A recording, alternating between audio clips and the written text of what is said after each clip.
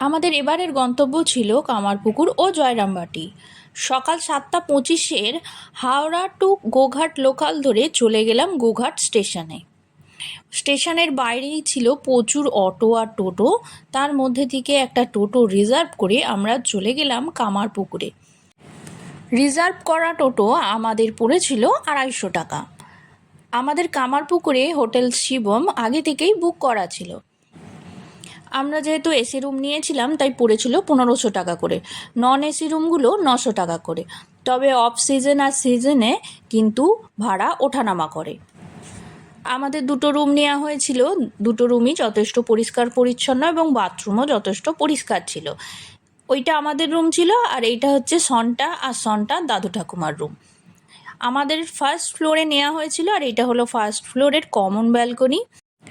নমস্কার বন্ধুরা, মিষ্টির ঘরকন্যায় সকলকে স্বাগত। কিছুক্ষণ রেস্ট নিয়ে আমরা স্নান করে বেরিয়ে পড়লাম কামারপুকুর মন্দিরের দিকে। কামারপুকুর মন্দিরের কাছেই রয়েছে বিশাল বড় পার্কিং এরিয়া।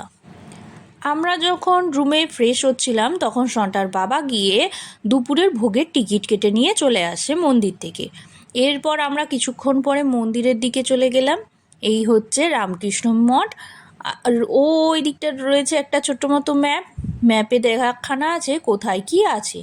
আর রামকৃষ্ণ মঠের ঠিক উল্টো দিকেই রয়েছে বিশাল বড় একটা পুকুর। এই পুকুরটা হালদার পুকুর নামে পরিচিত। বিশাল বড় পুকুর, প্রচুর মাছ রয়েছে আর স্নানের ঘাটও রয়েছে। আর এই পুকুরের একটু দূরে ওই যে দেখা যাচ্ছে ওখানে মহিলাদের জন্য আলাদা করে ঘাট এবং কাপড় ছাড়ার ব্যবস্থা রয়েছে। মন্দিরের মধ্যে ক্যামেরা অ্যালাউ নয়, তাই তোলা হয়নি। 11:30টার সময় দুপুরের ভোগ দেওয়া হয়। ভোগের মধ্যে ছিল ভাত, 2 রকম তরকারি, চাটনি, পায়েস। আমরা সন্টার জন্য আলাদা একটা কুপন কেটেছিলাম।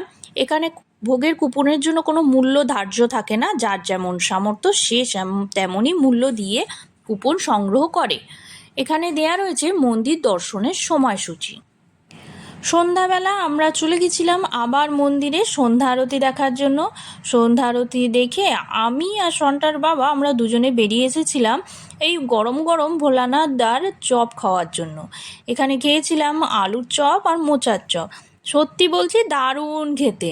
যারা যাবে এখানে অবশ্যই খাবে। কামারপুকুরে থাকার জন্য বেশ কিছু হোটেল বা লজ রয়েছে। অফ সিজনে এলে কোনো রকম বুক করে আসার প্রয়োজন নেই, এখানে এসে রুম দেখে বুক করা যেতে পারে।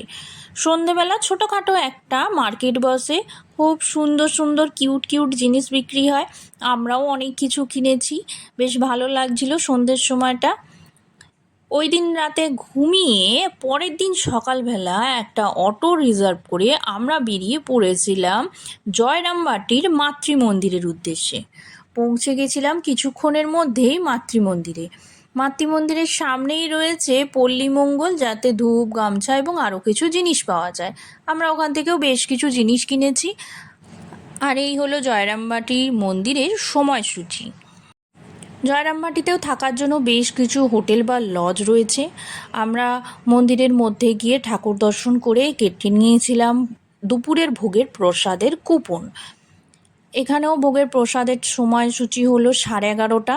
সন্টাও দাঁড়িয়ে পড়েছে আমাদের সাথে, সন্টার জন্য একটা আলাদা কুপন নেওয়া হয়েছিল। সন্টা লাইনে দাঁড়িয়ে পড়েছে।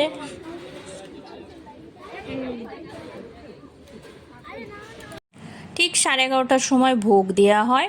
সন্টার 2 জায়গাতেই শুধু সাদা ভাত খেয়েছে, আর কিছু খায়নি। এখানেও ভোগে ছিল ভাত, ডাল, 2 রকমের সবজি, চাটনি, পায়েস।